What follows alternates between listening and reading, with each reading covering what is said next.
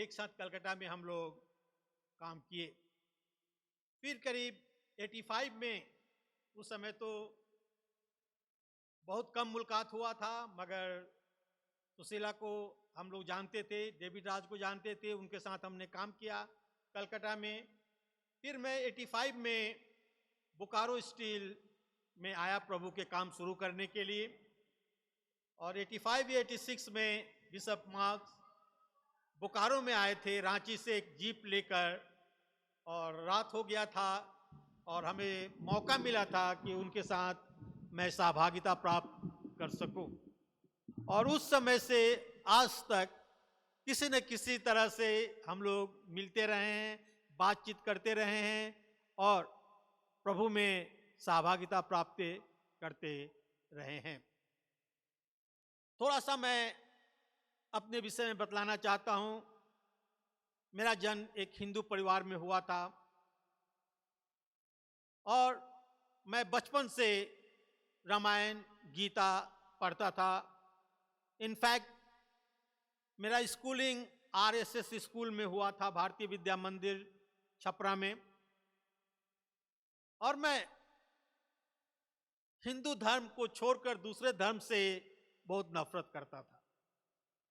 मैं सोचता था कि हिंदुस्तान है और यहाँ केवल हिंदू लोगों का रहने का स्थान है, और बचपन से मैं आरएसएस के शाखा में जाया करता था और बहुत कुछ वहाँ हमने सीखा।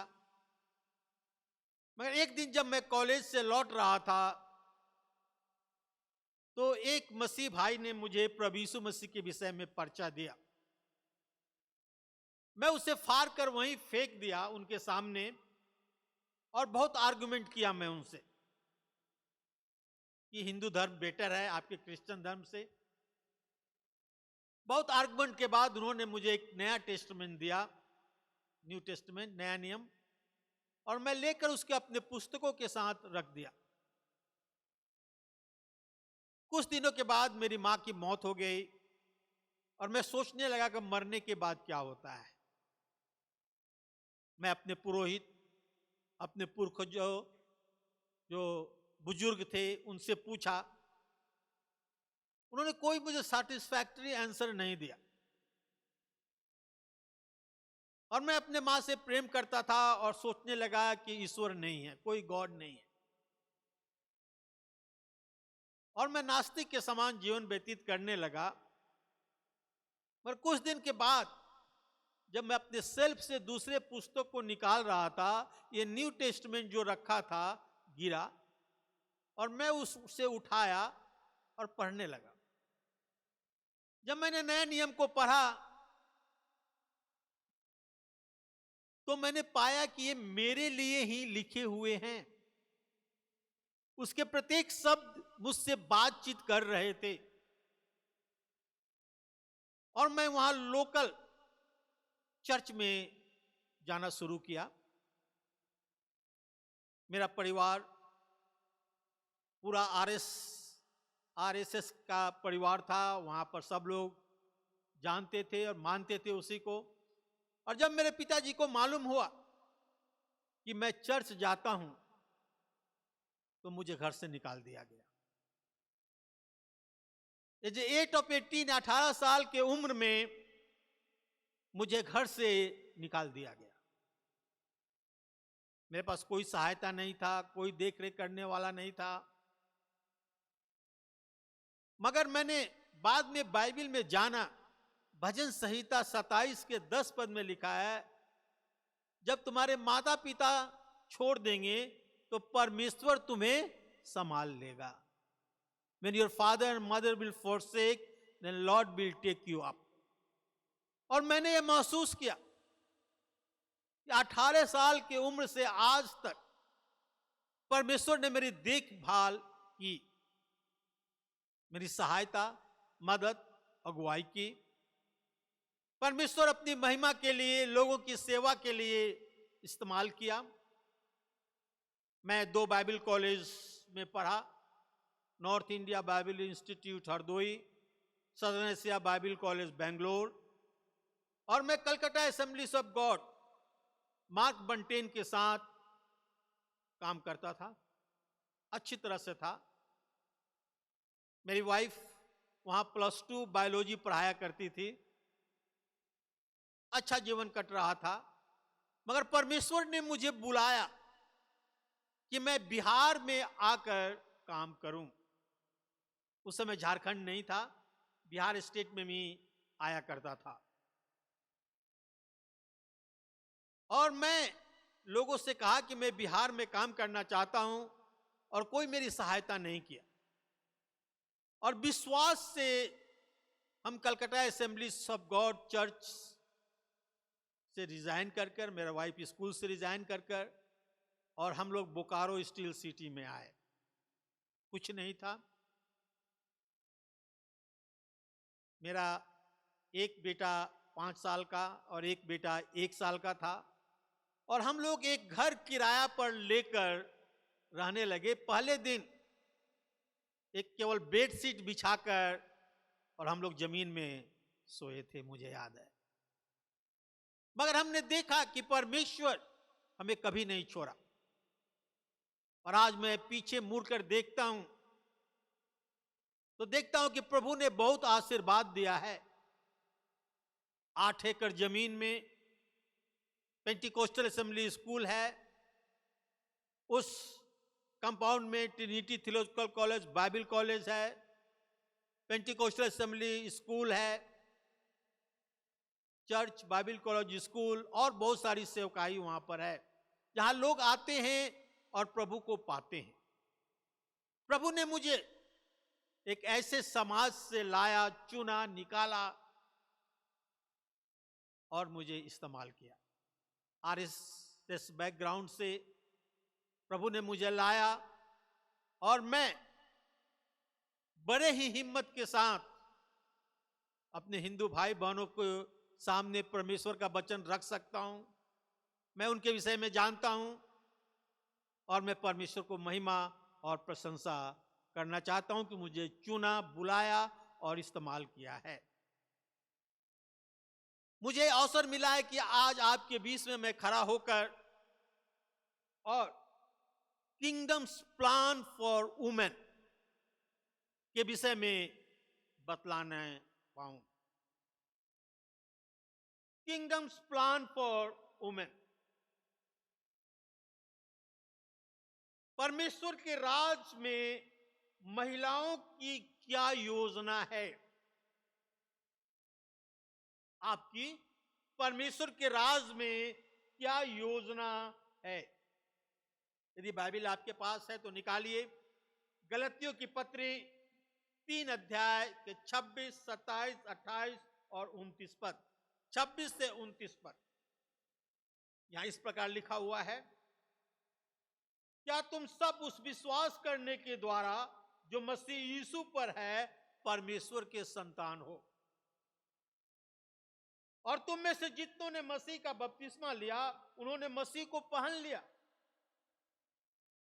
और 28 पद बहुत ही महत्वपूर्ण है, अब न कोई यहूदी रहा न यूनानी, कोई न दास न स्वतंत्र, न कोई नर न नारी, क्योंकि तुम सब मसीह यीशु में एक हो।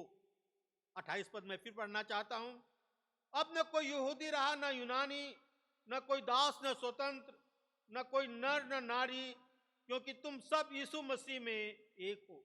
और यदि तुम यीशु मसीह के हो तो इब्राहिम के वंश और प्रतिज्ञा के अनुसार वारिस भी हो। यहां परमेश्वर का वचन कहता है कि हम प्रभु यीशु मसीह में एक हैं, ना कोई नर है ना नारी।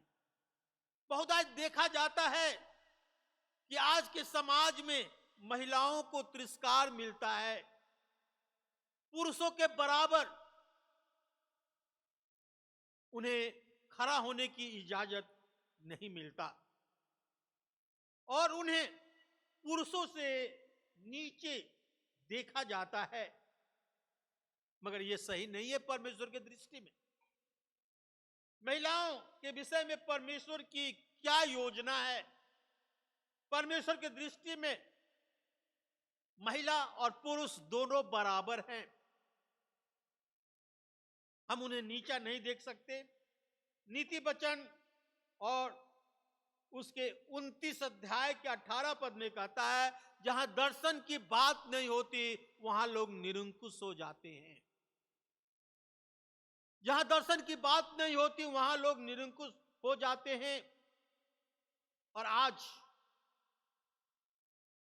आप सभी बहनों से मेरा कहना है कि परमेश्वर ने आपको जो भेजा है, आपके विषय में एक दर्शन देखा है, आपके विषय में एक योजना बनाया है, और वो चाहता है कि आप उस योजना को जानें और उसके अनुसार चलें, कि आपका जीवन परमेश्वर की महिमा, प्रशंसा, उसके राज के बढ़ोतरी के लिए इस्तेमाल किया जा सके। हर एक महिला को यह अधिकार है कि वो परमेश्वर के दर्शन को देखे, पाए, समझे और उस पर चले। परमेश्वर अपने हर एक बेटियों के लिए दर्शन रख छोड़ा है। हमें उस दर्शन को खोजना है, पाना है। हमारी जिम्मेवारी है कि हम उस दर्शन को प्राप्त करें और उस पर अमल करें, उस पर चले और उसे पूरा करें। आप एक साधारण व्यक्ति नहीं है, एक साधारण महिला नहीं है। परमेश्वर ने आपको चुना है, बुलाया है, आपके मां के गर्भ के पहले से आप पर दृष्टि रखा है, चित्त लगाया है। कभी कभी हम अपने आप में हीन समझते हैं, जो कि गलत है। ऐसा नहीं होना चाहिए। यिर्मयाह की पुस्तक 29 अध्याय के 11 से 14 पद में लिखा है, क्योंकि यहोवा की यह वाणी है कि जो कल्पनाएं मैं तुम्हारे विषय में करता हूं, मैं जानता हूं, वे हानि के नहीं वरन कुशल ही की है, और अंत में तुम्हारी आशा पूरी करूंगा, और अंत में तुम्हारी आशा पूरी करूंगा। तब उस समय तुम मुझसे पुकारोगे और आकर मुझसे प्रार्थना करोगे और मैं तुम्हारी सुनूंगा। परमेश्वर आपके विषय में कहता है कि मैं आपके जीवन के विषय में एक कल्पना की है। आप जितने बहनें आज यहां बैठी हुई हैं, आपके जीवन के लिए परमेश्वर ने एक कल्पना किया है, और वो हानि के लिए नहीं है वरन कुशल के लिए है, कुशलता के लिए है। और अंत में लिखा है, तुम्हारी आशा को मैं पूरा करूंगा। जो आशा आपने किया है परमेश्वर के लिए, परमेश्वर कहता है कि मैं उसे पूरा करूंगा, और तब उस समय तुम मुझे पुकारोगे और आकर मुझसे प्रार्थना करोगे और मैं तुम्हारी सुनूंगा। क्या अद्भुत बात है। परमेश्वर आपकी प्रार्थना को सुनेगा। परमेश्वर आपके प्रार्थना को सुनेगा। अद्भुत नहीं है? आज मैं इसके विषय में और आगे बढ़ाऊंगा। यिर्मयाह 29 के 13 और 14 पद में लिखा है, तुम मुझे ढूंढोगे और पाओगे भी, क्योंकि तुम अपने संपूर्ण मन से मेरे पास आओगे। यदि हम परमेश्वर के पास अपने संपूर्ण मन से आते हैं तो हम परमेश्वर को पाते हैं। मैं तुम्हें मिलूंगा, यहोवा की यह वाणी है। परमेश्वर कहता है आपसे कि मैं तुझे मिलूंगा और बंधुआई से लौटा ले आऊंगा, और तुमको उन सब जातियों और स्थानों में जिसे मैंने तुमको बरबस निकाल दिया है, तुम्हें इकट्ठा करके एक स्थान में ले आऊंगा जहां मैंने तुम्हें बंधुआ करके निकाल दिया था। यहोवा की यह वाणी है। परमेश्वर कहता है कि मैं तुझे बंधुआई से लौटा ले आऊंगा। वो बंधुआई क्या है? बहुत सारी स्त्रियां अपने मन में सोचती हैं, हम तो स्त्री हैं और हम सब कुछ नहीं कर सकते, हम परमेश्वर की सेवा नहीं कर सकते, हम परमेश्वर के काम को नहीं कर सकते हैं। हमारे मन में एक गुलामी, एक बंधुआई, एक स्लेवरी है जिसे परमेश्वर हमें आजाद करना चाहता है। हम सोचते हैं कि हम महिला हैं, हम सब कुछ नहीं कर सकते। नहीं, ये नहीं है। परमेश्वर आपके लिए योजना बना रखा है और परमेश्वर की योजना उत्तम है, द बेस्ट है आपके लिए। परमेश्वर की योजना को खोजें, पाएं, उसका अनुसरण करें, उस पर चलें। आप अपने जीवन में परमेश्वर की योजना को लागू करें। आप अपनी योजना बना सकते हैं, मगर परमेश्वर की योजना आपके जीवन के लिए सबसे उत्तम है। उससे अच्छा योजना आपके जीवन के लिए कोई नहीं बना सकता है जो परमेश्वर आपके लिए बनाता है। यह मूर्खता होगा कि परमेश्वर की योजना को छोड़कर किसी और योजना को हम पूरा करें या उसकी ओर जाएं। पहला कदम यह है कि हम परमेश्वर को योजना को जानने के लिए प्रार्थना करें, और जब परमेश्वर हमारी योजना हम पर रिवील करता है, प्रकट करता है, तो हम उसके अनुसार चले। यिर्मयाह के पुस्तक 29 अध्याय के 12 पद में लिखा है, तब उस समय तुम मुझे पुकारोगे और मुझसे प्रार्थना करोगे और मैं तुम्हारी सुनूंगा। आप यहां गौर करें कि परमेश्वर कहता है तुम मुझसे प्रार्थना करोगे, मुझे पुकारोगे, मुझे खोजोगे और मैं तुझे सुनूंगा, तुझे मिलूंगा। दूसरे शब्दों में, परमेश्वर की दृष्टि में आप महत्वपूर्ण हैं, आप हीन नहीं हैं। परमेश्वर की दृष्टि में प्रत्येक महिलाएं महत्वपूर्ण हैं। केवल प्रार्थना नहीं, परमेश्वर आपके जीवन में क्या चाहता है, परमेश्वर आपको बताएगा, आप पर प्रकट करेगा जब उसके पास आप आएंगे। हमें प्रार्थना करना है, परमेश्वर को खोजना है, अपने जीवन को ऐसे ही जाने ना दें। आपका जीवन महत्वपूर्ण है। माता के गर्भ से परमेश्वर ने आप पर चित्त लगाया है और वो आपको ऊंचा उठाना चाहता है, अपने राज की महिमा के लिए, अपने सुसमाचार के प्रचार के लिए, अपने राज के बढ़ोतरी के लिए आपको इस्तेमाल करना चाहता है। आपके लिए परमेश्वर के पास एक योजना है। परमेश्वर आपको आशीष देगा, ऊंचा उठाएगा। मैं चाहता हूं कि हर एक महिला जो मानसिक गुलामी में है उसे आजाद हो जाए। शारीरिक गुलामी से बड़ा मानसिक गुलामी होता है। मैं एक छोटा सा उदाहरण देना चाहता हूं। एक दिन मैं बोकारो में जा रहा था, एक बहुत बड़ा पीपल का पेड़ था, वहां कुछ लोग इकट्ठे थे और एक बहुत बड़ा हाथी वहां था। हाथी शक्तिशाली होता है, बलवंत होता है, आपको मालूम होगा। और वो पीपल के डाली को काटकर हाथी को पत्ता खिला रहा था, और हाथी के पैर में एक बहुत मोटा जंजीर था, और उस जंजीर को वहां रख के एक प्लास्टिक के टेबल में बांध दिया गया, और हाथी चुपचाप खड़ा था, वो हिलता नहीं था वहां से। हाथी चाहे तो उस प्लास्टिक के कुर्सी को तुरंत मारकर तोड़ सकता था, भाग सकता था, मगर क्या, बंधा हुआ। Mental slavery.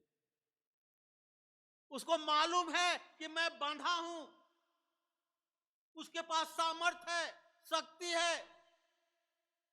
वो प्लास्टिक के चेयर को 1 मिनट में, 1 सेकंड में तोड़कर निकल सकता था, भाग सकता था, लेकिन वो मानसिक गुलाम है। उसको मालूम है कि वो बंधा हुआ है।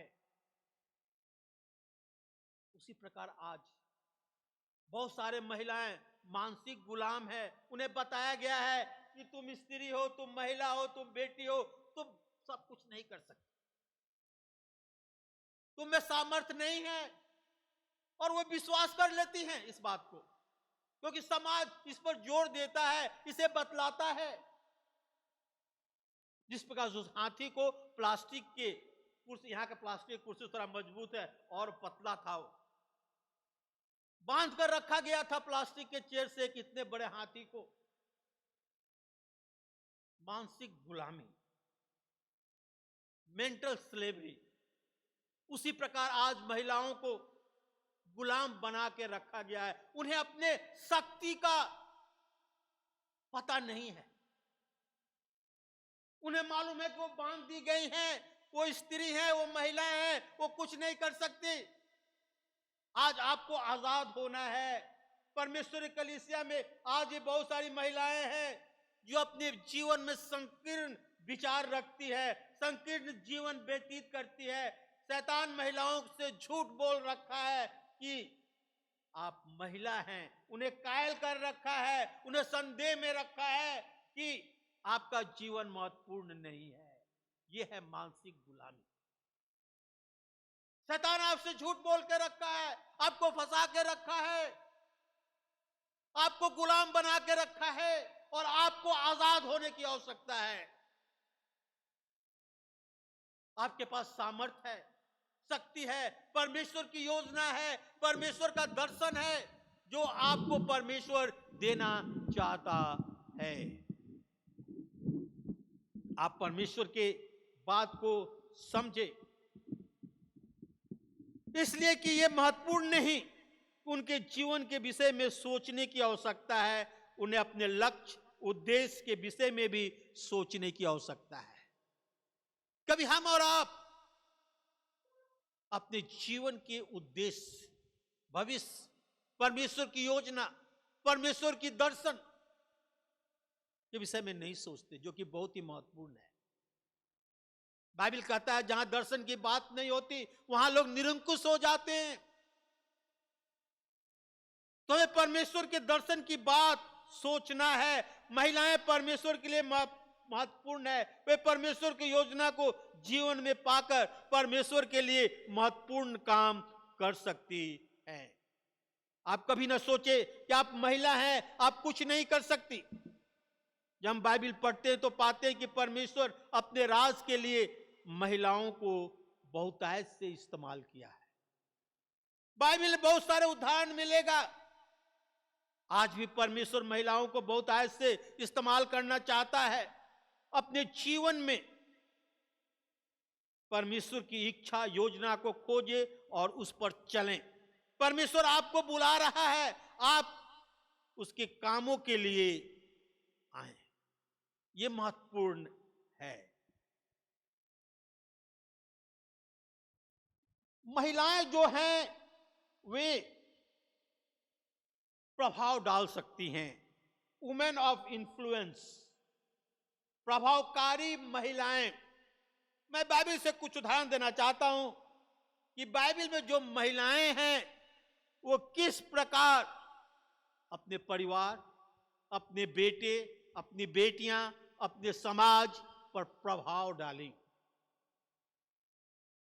दूसरा तिमोथी उसके 1 अध्याय के 5 पद में लिखा है, और मुझे तेरे उस निष्कपट विश्वास की सुधि आती है जो पहले तेरे नानी लोइस और तेरी माता यूनिस में थी, और मुझे निश्चय हुआ कि तुम में भी है।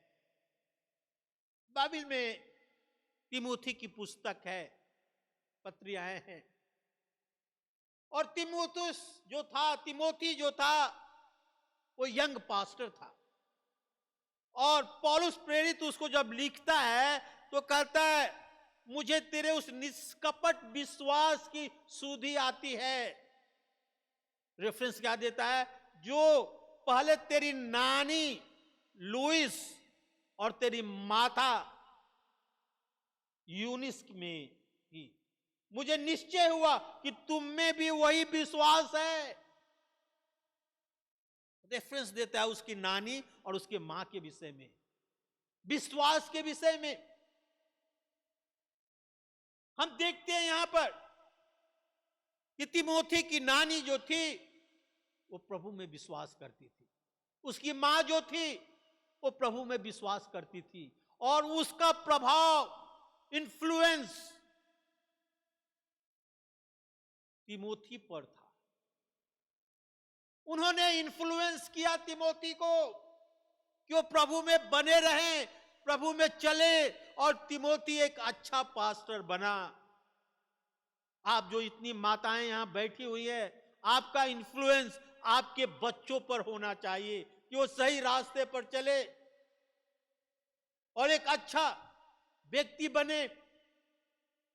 आप उन पर इन्फ्लुएंस डाल सकती है। प्रेरितों के काम 16 अध्याय के 1-2 पद, Acts of Apostle chapter 16 verse 1 and 2।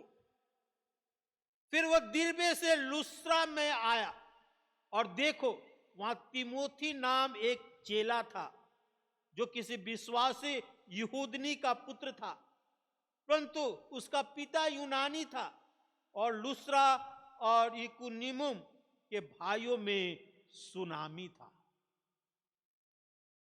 हम देखते हैं यहां पर तिमोथी जब अपने घर को छोड़कर दूसरे शहर में चला गया, दिरबे और लुस्त्रा में, और तिमोथी वहां जो चेला था, लिखा है यूदनी का पुत्र था और उसका पिता यूनानी था। उसकी मां तो विश्वासी थी, बस उसका पिता विश्वासी नहीं था।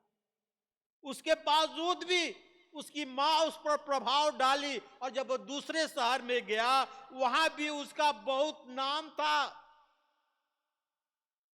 क्यों? जो शिक्षा उसे बचपन में उसके मां के द्वारा दी गई थी वो उसके जीवन में रहा। दूसरे शहर में गया, वहां भी कोई गंदे काम में नहीं जुड़ा, वहां भी उसका नाम था, लिखा था वो विश्वासी था। मां जो था है वो अपने बच्चों पर प्रभाव डाल सकती है। यूनिस अपना धार्मिक प्रभाव तिमोथी पर छोड़ा। लेगसी, पैतृक प्रभाव, परंपरा उसकी मां जो तिमोथी में डाली थी, लेगेसी, वो बढ़ता गया और तिमोथी एक अच्छा पास्टर बना। यूनिस अपने विश्वास के छाप का प्रभाव तिमोथी पर डाला, जो तिमोथी के जीवन में जो था, जो अपना घर छोड़कर और दूर भी चला गया, तो वो उसका विश्वास, वो छाप, वो लेगेसी उसमें बना रहा। यद्यपि यूनिस के घर में धार्मिक माहौल नहीं था, कि उसके पति जो थे वो विश्वासी नहीं थे, फिर भी वो अपने बेटे पर अपने विश्वास का प्रभाव, छाप छोड़ती है। आज मैं इसी पर जोर देना चाहता हूं कि आप अपना धार्मिक प्रभाव अपने बच्चों में डालें तो आगे बढ़कर सही रास्ते पर चलेंगे और सही जीवन व्यतीत करेंगे और उनके जीवन के द्वारा परमेश्वर की महिमा होगी।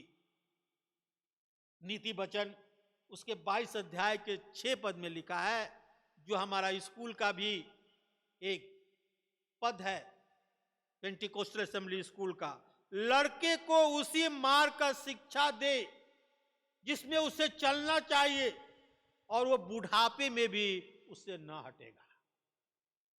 लड़के को उसी मार्ग का शिक्षा दे जिसे उसमें चलना चाहिए और बुढ़ापे में भी वो उसे न हटेगा।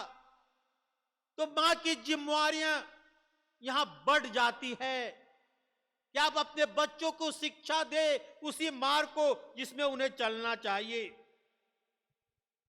एक लड़का या लड़की के लिए अच्छा होगा कि उसके माता पिता उसके जीवन में परमेश्वर की अगुवाई में चले, ये सबसे उत्तम और अच्छा है। यदि मां है तो आप अपने बच्चे पर प्रभाव डाल सकती है और वही परमेश्वर आपसे चाहता है। एक दूसरे महान स्त्री के विषय में बाइबल से मैं बताना चाहता हूं। मूसा की मां, बहुतों को नाम याद नहीं होगा, अगर याद कर ले आज।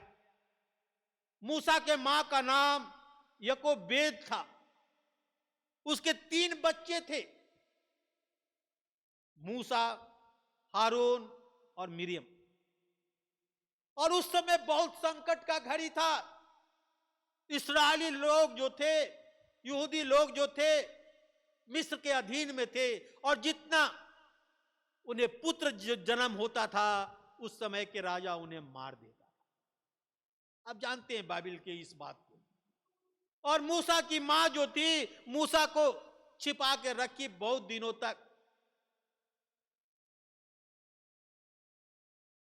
यकवोद बुद्धिमान महिला थी जो धार्मिक और परमेश्वर की भय मानने वाली थी। यकोबेद के तीनों बच्चे को उसने परमेश्वर के विषय में बतलाया, परमेश्वर के रास्ते पर चला, और तीनों बच्चे आगे चलकर अगुआ बने, लीडर बने। मूसा एक बहुत बड़ा अगुआ बना। मिरियम स्त्रियों की अगुवाई करने वाली बनी। और हम देखते हैं तीनों जो थे, जब मिस्र से निकलकर एक ऐसे देश में जाने की योजना परमेश्वर बनाया जहां दूध और मधु की धारा बहती थी, ये तीनों उसमें अगुवाई किए। क्यों? उनका मां का प्रभाव उन पर था। यकोबोद एक ऐसी महिला थी जो प्रतिज्ञा के देश कनान में प्रवेश की, जबकि अधिक से अधिक इस्राएल लोग जंगल और मरुभूमि में मारे गए। आपको जानकर आश्चर्य होगा कि मूसा की मां यकोबेद प्रॉमिस देश, प्रतिज्ञा के राज में प्रवेश की। परमेश्वर ने उसे यह मौका दिया जब लाखों लाखों लोग मरुभूमि और जंगल में मार दिए गए, क्योंकि उन्होंने परमेश्वर के प्रतिज्ञा पर विश्वास नहीं किया था। मगर इनकी मां जो थी वो कनान देश में प्रवेश की। When women pray, they touch the heart of God. जब महिलाएं प्रार्थना करती है तो परमेश्वर के दिल को छू लेती है। आज मैं बाइबल से कुछ महिलाओं के विषय में बतलाऊंगा जो प्रार्थना की। पहला सामुएल उसके 1 अध्याय के 10 और 11 पद।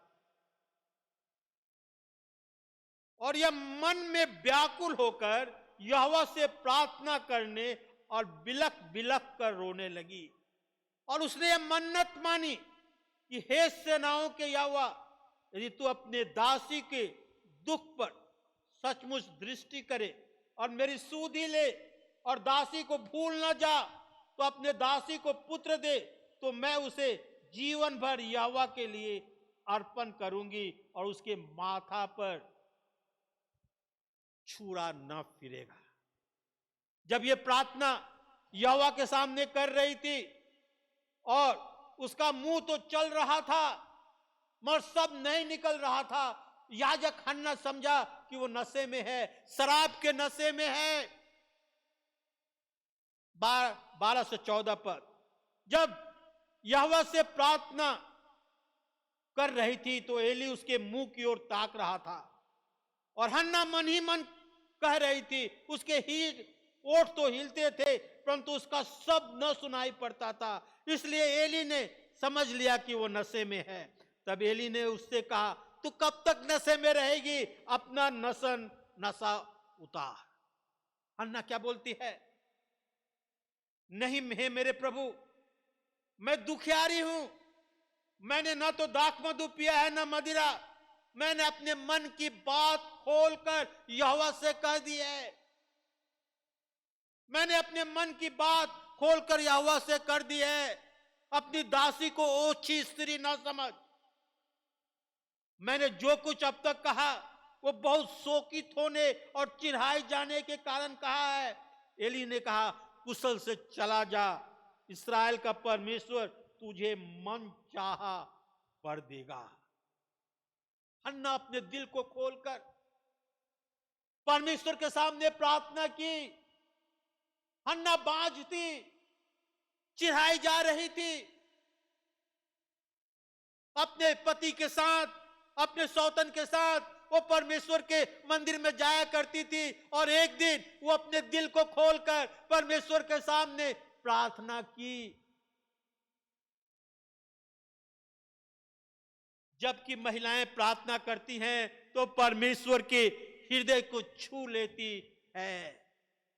हमें अपने आप से पूछना है, क्या कारण था कि परमेश्वर ने हन्ना के प्रार्थना का तुरंत उत्तर दिया? कहती है पहला सामुएल 1 अध्याय के 10 और 11 पद, क्योंकि वो अपने दिल खोलकर यहोवा से प्रार्थना की और सब कुछ यहोवा को बता दी। ये प्रार्थना करने वाली महिला थी। जब प्रार्थना कर रही थी, ओठ तो हिल रहे थे, सब नहीं निकल रहा था, अपने हृदय को परमेश्वर के सामने रख दी। एली समझा कि वो नशे में है। परमेश्वर ने हन्ना के जीवन में अद्भुत काम किया, उसे एक पुत्र दिया। और जिस प्रकार वो परमेश्वर से मन्नत मांगी थी कि तू मुझे पुत्र देगा तो उसे मैं तेरी सेवा के लिए दूंगी। पहला सामुएल 1 अध्याय के 26 और 27 पद, हन्ना अपने पुत्र सामुएल को यहोवा के लिए अर्पण कर देती है और सामुएल एक बहुत बड़ा भविष्यवक्ता बनता है। हम सामुएल के विषय में जानते हैं किस प्रकार परमेश्वर उससे बातचीत करता है, किस प्रकार मंदिर में वो एली की सेवा करता है, आगे चलकर इस्राएल में एक बहुत बड़ा भविष्यवक्ता बनता है। राजा को, पहले साउल को फिर डेविड को अभिषेक करता है। सामुएल एक सीधा बोलने वाला भविष्यवक्ता था, जो साउल को कहता है कि तूने यहोवा की बात न मानकर बड़ा गलत काम किया है और यहोवा तुझे रारा बनाने से पछताता है, और उसे रिजेक्ट करता है और फिर जाकर दाऊद का अभिषेक करता है।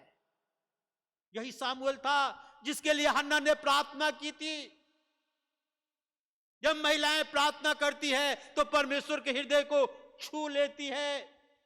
जब महिलाएं प्रार्थना करती है तो कलीसिया में बेदारी रिवाइवल होता है, कलीसिया को सामर्थ्य मिलता है कि वो गवाही दे सके, कलीसिया बढ़ सके। महिलाएं प्रार्थना करती है तो कलीसिया मजबूत होता है, परमेश्वर के कलीसिया और मजबूत होता है और आगे बढ़ता है और दूसरे को प्रभु के पास लाता है। जब महिलाएं प्रार्थना करती है तो कलीसिया को परमेश्वर अपना संदेश देता है। आप अपने आप को तुच्छ न समझे, आप अपने आप को कम न समझे। परमेश्वर आपका वैल्यू करता है और आपके जन्म से आपके ऊपर चीत लगाया हुआ है, आपको चुन के रखा है, आपको अपने मेंटल गुलामी से, मानसिक गुलामी से आजाद होना है और परमेश्वर के लिए काम करना है। परमेश्वर नर और नारी में कोई अंतर नहीं समझता। परमेश्वर आज आपसे बातचीत करना चाहता है। नया नियम लूका के सुसमाचार 18 अध्याय के 1 से 3 पद पढ़ेंगे, निरंतर प्रार्थना करने वाली विधवा का दृष्टांत के विषय में। लूका 18 अध्याय के 1 से 3 पद मैं आपके सामने पढ़ना चाहता हूं। फिर उसने इसके विषय में कि नित्य प्रार्थना करना और हियाव नहीं छोड़ना चाहिए, ये दृष्टांत कहा। किसी नगर में एक न्यायी रहता था, न जो परमेश्वर से डरता था और न मनुष्यों की परवाह करता था। और उसी नगर में एक विधवा रहती थी जो उसके पास आकर कहा करती थी कि मेरा न्याय चुका, मुझे मुद्दई से बचा। लूका 4 से 6, 18 अध्याय के 4 से 6।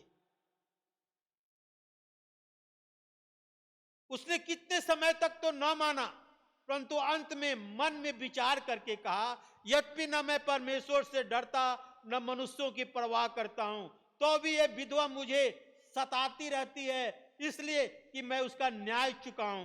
कहीं ऐसा ना हो घड़ी घड़ी आकर अंत में मेरे नाक में दम करे। प्रभु ने कहा, सुनो यह अधर्मी न्यायी क्या कहता है। सुनो यह धर्मी न्याय क्या कहता है। है बार बार प्रार्थना करना चाहिए और हियाव नहीं छोड़ना चाहिए। हम महिलाएं परमेश्वर के लिए मूल्यवान है। परमेश्वर पुरुष और महिला में कोई अंतर नहीं रखता। उनके लिए अपना एक दर्शन रख छोड़ा है, उनके लिए एक योजना बनाकर रखा है। हम इससे प्रत्येक यहां जो महिलाएं बैठी है, आपके लिए परमेश्वर एक योजना बना के रखा है। जहां दर्शन की बात नहीं होती वहां लोग निरंकुश हो जाते हैं। आपको अपने दर्शन को खोजना है, परमेश्वर से पूछना है, परमेश्वर मेरे जीवन के लिए तेरी इच्छा क्या है। आज मैंने बाइबल से बहुत सारे बाइबल के महिलाओं के विषय में बतलाया कि परमेश्वर ने किस प्रकार उन्हें इस्तेमाल किया। मूसा के मां 3 बच्चों को अगुआ बनाए उस कठिन समय में, जब मिस्र में मेल चाइल्ड को मार दिया जाता था जन्म होते ही। हन्ना के प्रार्थना को परमेश्वर ने किस प्रकार सुना, वो अपने हृदय को खोलकर परमेश्वर के सामने रख दी थी। बांझ होने के बावजूद भी परमेश्वर उसकी प्रार्थना को सुना, उन्हें एक पुत्र दिया सामुएल, जो आगे चलकर एक बहुत बड़ा भविष्यवक्ता बना। मैं एक बार फिर याद दिलाना चाहता हूं, एक हाथी को प्लास्टिक की कुर्सी से बांध कर रखा गया था, क्योंकि वो मानसिक गुलाम था। उसे सिर्फ इतना मालूम था कि वो बांधा गया है। उसमें इतनी शक्ति थी कि उस कुर्सी को तुरंत तोड़कर निकल सकता था वहां से। आप इस प्रकार मानसिक गुलामी में न रहें, आज उस बंधन को तोड़ें, आगे बढ़े।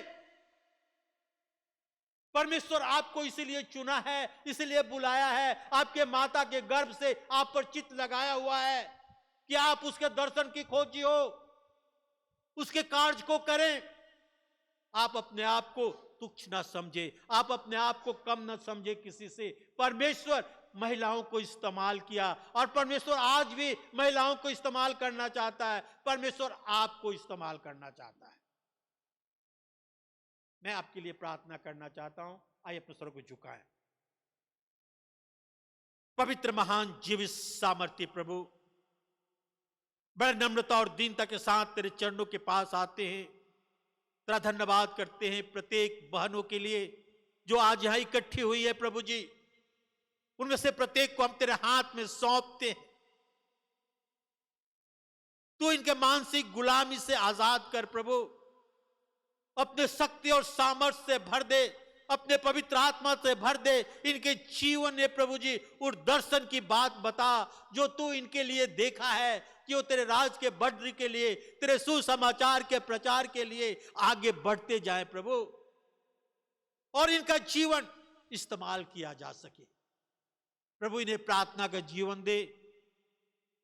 जब ये महिलाएं प्रार्थना करती है तो परमेश्वर के हृदय को छू लेती है और परमेश्वर बाध्य हो जाता है इनके लिए हर एक अच्छे काम करने के लिए। प्रभु अपने सामर्थ्य से, अपने ताकत से, अपने ज्ञान से, अपने बुद्धि से इन्हें परिपूर्ण कर दे प्रभु, कि तेरे सेवकाई में आगे बढ़े और तेरे नाम की महिमा, प्रशंसा, स्तुति और जय जयकार हो।